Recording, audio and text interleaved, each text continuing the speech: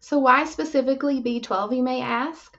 I'm going to go over some of the functions of B12 in the body and signs of deficiency. B12 is an extremely essential nutrient to the body and is especially important for the nervous system. So it's needed to support nerve health. It actually helps to maintain the myelin sheath, which is the protective coating over the nerves, and that is needed to have its integrity for proper signaling of nerves.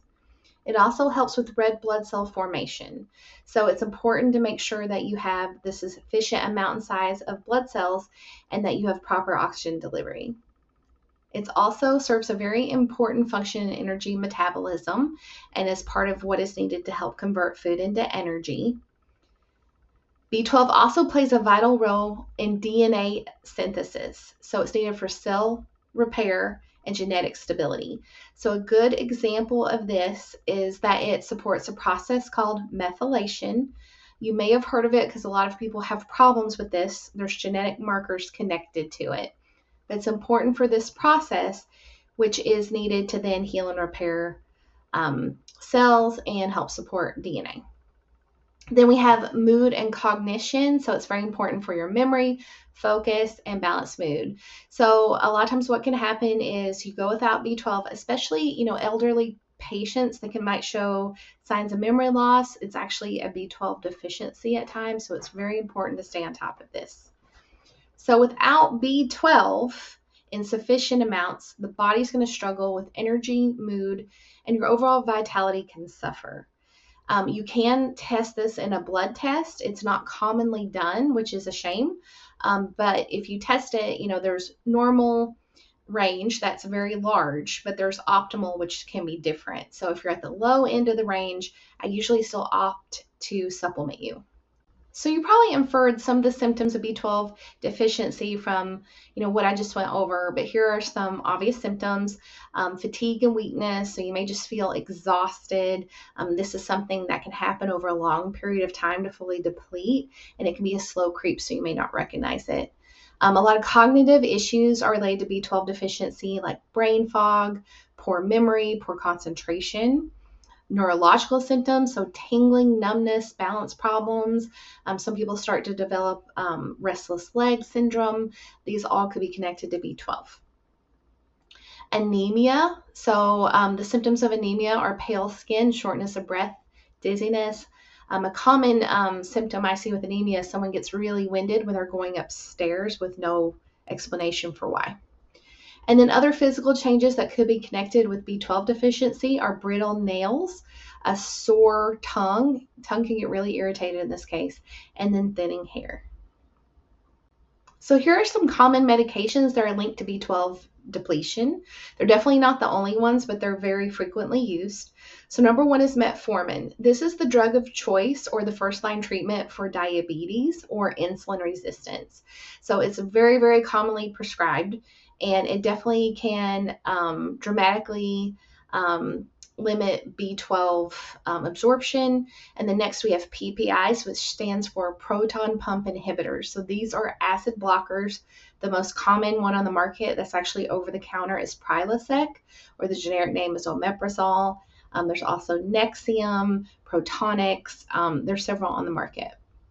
Then we have H2 blockers, also known as acid blockers, like famotidine.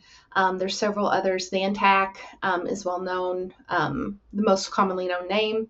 And then we have long-term use of antibiotics and oral contraceptives. When it comes to birth control pills, it's an indirect effect, but it can lead to it over the longer term. So these can be a slow creep. It's hard to pinpoint that's connected to medication, so it's just very good to be aware of it. So today I just talked to you specifically about B12, but there's tons of vitamins and minerals out there and a huge variety of medications. And any medication that is consumed has to be metabolized from the body or has the potential to affect the absorption or assimilation of certain nutrients. So it's worthwhile to ask yourself, could your medication be stealing nutrients? So if you're on any sort of prescription medication and you understand that many prescriptions can drain vitamins and minerals silently, And a lot of these deficiency symptoms can mimic new conditions. So you may think you have a new problem altogether. So it's important to ask the right questions to protect your long-term health. So it's good to look up if your medication is depleting a nutrient and what it is, and if it's something that you should supplement. You can search this on your own. I'm not going to pretend it's easy. It's really hard to find, but it's a little easier if you know where to look. So I like rxlist.com. So here on the far left, this is what it looks like. I searched the drug metformin, clicked through and got to metformin, and then I scrolled all the way down, tons of information to cautions. And then here on the far right is, as I scroll down the cautions, I found the note about B12. And it says here that B12 serum concentrations should be periodically monitored with long-term therapy, which majority of time someone's been on metformin for years and their B12 has not been checked. So that's another thing to keep in mind. So this is good information to search. There's lots of different ways to look for it. This is one. So if you're on a lot of medications, it's overly confusing, or you just don't want to look, you can also consult with a holistic pharmacist like myself, and I could help you figure out, what are the concerns with your medications? What do we need to do nutritionally to support you? And sometimes people are able to heal their bodies so they no longer need it and can do the weaning process too. That's not always possible with everything, but even if you just get on the lowest effective dose, that can save you a lot of side effects and a lot of long-term issues. I hope this was helpful. Thank you for joining me.